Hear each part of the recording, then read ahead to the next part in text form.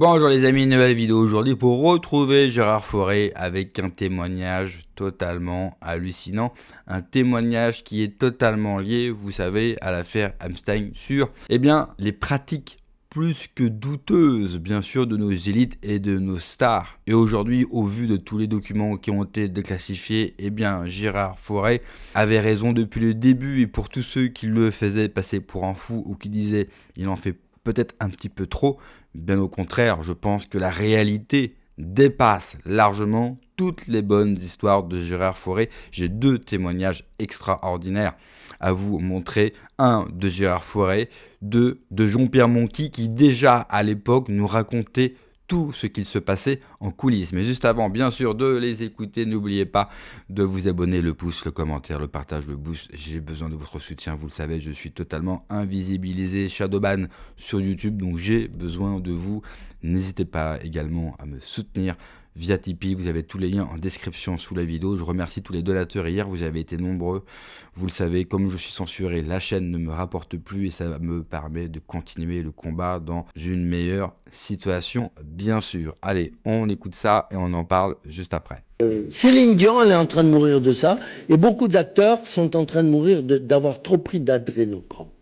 Mon combat actuel, c'est contre les pédophiles, et notamment ceux qui vendent de l'adrénochrome aux gens âgés. Parce qu'on prétend que c'est une hormone, on dit que c'est une fontaine de jouvence. Et Ah, c'est du comme dire. 1 litre d'adrénochrome peut coûter jusqu'à 200 000 euros. Ok, D'accord. Il n'y a que les gens milliardaires qui peuvent se permettre. ok. Mais à force d'en prendre, regarde, Céline Dion est en train de mourir. L'adrénochrome, alors comment on l'obtient? L'endroit où il y a un laboratoire où des petits-enfants de 3 ans sont kidnappés et sont enfermés et attachés. Et on les bat tous les jours, du matin au soir, pour qu'ils crient, pour qu'ils souffrent. Parce que plus les enfants souffrent, et plus l'adrénochrome, le sang des enfants, parce qu'après on leur prend le sang. Tous les soirs, on prend le sang. D'accord? Et on le vend à des riches. Mais il faut que ces enfants souffrent au maximum pour que l'adrénochrome soit de très bonne qualité. Plus ils souffrent et plus c'est bon. Tu t'imagines? Des enfants qui ne voient plus jamais le jour. On les kidnappe, ils disparaissent à vie. Terminé, on ne les voit plus parce que ils souffrent jusqu'à l'âge de 5-6 ans et après on les donne aux pédophiles et après on les envoie en Arabie Saoudite, au Qatar, dans des tas de pays. Voilà, même en France, on les loue, on les vend, prostitution jusqu'à un certain âge, après on les tue. C'est-à-dire qu'ils réapparaissent plus. Et ça se passe en France, qui est, moi j'appelle la France pédolande. Pédolande parce que c'est le premier pays pédophile du monde. Propos évidemment qui fait froid dans le dos, et c'est des propos, si on les entend bien sûr avant tous les documents que nous avons en notre possession aujourd'hui, on peut difficilement y croire ou cela peut paraître un petit peu farfelu. Je suis honnête avec vous, je l'ai déjà dit, mais ce fut un peu mon cas. Moi sur l'adrénochrome, j'avais du mal un petit peu à y croire. Le problème, c'est que quand vous avez des enfoirés qui l'écrivent noir sur blanc, j'ai tendance à les croire parce qu'il n'y a aucune raison pour eux de mentir. Et on le sait, on a des milliers d'enfants qui disparaissent en Occident sans qu'il y ait jamais aucune enquête. On sait qu'il y a eu aussi un trafic d'enfants en Ukraine. On comprend mieux l'importance de l'Ukraine pour certains. Si je parle de l'Ukraine, c'est parce que l'Ukraine revient extrêmement souvent, bien sûr, dans les documents qui ont été déclassifiés. Il parle du trafic d'enfants, il parle notamment de pays d'Afrique. On sait que certains adorent aller dans certains pays d'Afrique pour récupérer des enfants. D'ailleurs, il y a des commandes d'enfants, là aussi, c'est marqué noir sur blanc. Donc on peut évidemment légitimer les propos de Gérard Fauré et comprendre aussi certains états physiques de certaines stars comme Céline Dion ou d'autres qui avec le temps ont été bien sûr totalement transformés. Écoutez, Jean-Pierre Monchy, c'était en 2005 et déjà à l'époque, il dénonçait la pédophilie. Je suis pas content. Les Balais Écarlates est le premier film qui ne sort pas dans les salles. Et pourquoi? Parce que jadis, il y a eu une histoire qui s'appelait les Balais Roses. L'aide de camp du général de Gaulle convoquait des adolescentes dans un pavillon de chasse et organisait des partouzes. Ça a défrayé la chronique, mais curieusement, la presse à l'époque n'en a pas beaucoup parlé. On a mis tout sur le dos du recruteur, qui est une espèce de Mac, Et finalement, les hommes politiques s'en sont sortis, personne n'a été condamné. Et quand j'ai regardé les journaux de l'époque, je me suis aperçu que personne n'en parlait.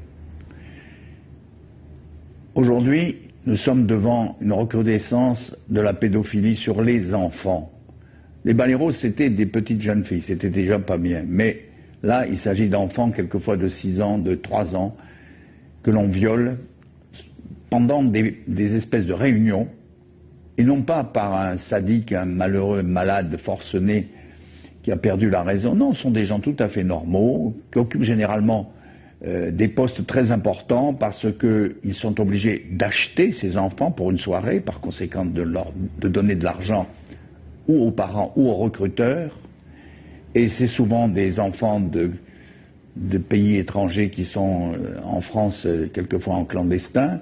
D'autres fois, ce sont carrément des fils d'ouvriers, même quelquefois des gens beaucoup plus importants. Et ça m'a c'est dégueulasse.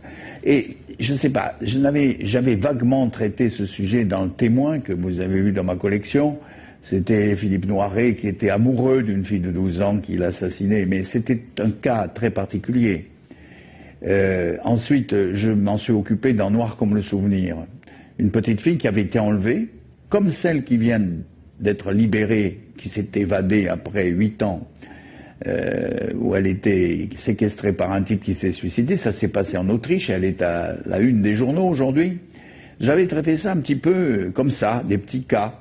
Mais là, devant ces réseaux qui comprennent des notables, des gens que nous côtoyons tous les jours, des gens qui logiquement ne sont pas fous. Alors là, ça m'a vraiment dégoûté. Alors j'ai fait le film, et je ne vous dis pas la fin, vous verrez la fin, elle est terrible. La fin est terrible, je crois que c'est une des fins les plus dramatiques que j'ai pu faire dans ma vie. Et j'ai voulu stigmatiser ces réseaux pour les faire disparaître. Et alors évidemment, quand le film a été fini, je me suis dit, je vais le montrer aux associations caritatives. Il y en a plusieurs qui s'occupent justement de récupérer ces enfants. Car si on découvre 2 ou 3 enfants assassinés par an ou disparus, on ne parle pas des 100 000 enfants qui sont enlevés et 3 jours après on les retrouve soit dans un parc, soit devant leur porte, soit dans un bois. Et à ce moment-là, ceux-là sont traumatisés mais retrouvés. Alors ça, on n'en parle pas de ces gens-là. Alors c'est pour ces enfants-là que j'ai fait le film, pour que ces réseaux soient détruits. Car c'est comme des nids de vipères, des nids de scorpions, il faut détruire ça. Alors je fais le film, je le montre à des associations caritatives qui me disent « Mais monsieur Mocky, nous on lutte depuis des années pour ça, pour ce que vous venez de montrer. Les photos dans les fermes où on met des enfants nus et on leur fait faire l'amour dans des fermes, on fait des photos qu'on vend dans le monde entier. » Alors je révèle tout ça, et quand le film est fini, je le montre dans une salle. Alors les mères pleurent, c'est un mélo, c'est un grand mélo flamboyant comme on en faisait. On ne peut pas ne pas faire un mélo avec une mère qui cherche son enfant, car le film c'est une mère dont l'enfant a disparu et qui le cherche. Il n'y a pas plus mélo que ça. Mais c'est un mélo avec un fond social et un fond, il faut absolument arrêter ça. Alors le film terminé, je le présente. Bon, ces associations trouvent ça très bien, mais par contre, je commence à voir que des gens se détournent du film. Au lieu de m'aider à le sortir, et en plus, j'avais décidé, une fois mes techniciens et mes artistes payés, de donner tout l'argent à ces associations pour qu'elles s'occupent de ces enfants violés. Car il y a maintenant des maisons avec des psychologues qui s'en occupent après, parce qu'il faut s'en occuper. Une fois qu'ils ont été violés à cet âge-là, évidemment, ils ne sont pas bien. Et voilà que depuis, le film est terminé depuis 2004, on est en 2006, et voilà que je n'arrive pas ni à le sortir dans des salles, à part la mienne, et je n'arrive pas à en faire parler dans la presse. J'ai récemment présenté le film dans une ville de province que je ne citerai pas. Des journalistes étaient présents, il y avait du monde, le film a été applaudi. On m'a dit, mais monsieur Mocky, mais ce film est tout à fait normal, parce que moi j'ai pensé à un moment qu'il était mauvais le film, puisque tout le monde le refusait. J'ai dit, tiens, peut-être que j'ai fait une connerie, que le film n'est pas bon. Or, je l'ai présenté à un public qui, lui, a considéré ce film comme un film normal, comme un autre film qu'il voit tous les jours, etc.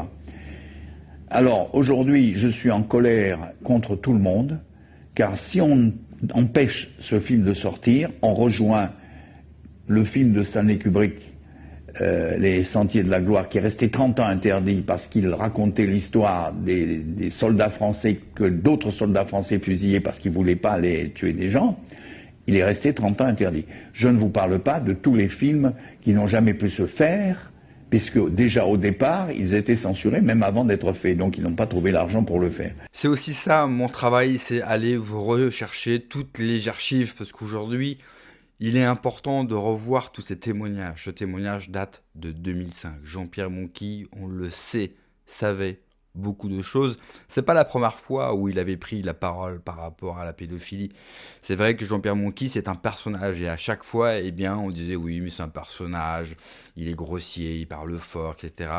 Et on le tournait en dérision, alors que déjà, à l'époque, il nous alertait sur des réseaux qui profitaient d'enfants. Déjà à l'époque, il nous parle d'enlèvement, bien sûr, d'enfants. Et déjà, bien sûr, à l'époque, il nous disait que la France avait un sérieux problème avec la pédophilie. Son film, d'ailleurs, n'a jamais pu sortir au cinéma. Comme c'est bizarre, hein, tous ces films, dès qu'ils parlent de pédophilie, de réseau, eh bien, ils ne trouvent pas de financement, ou alors ils sont interdits tout simplement en salle, et on se demande bien pourquoi tous ces films sont interdits.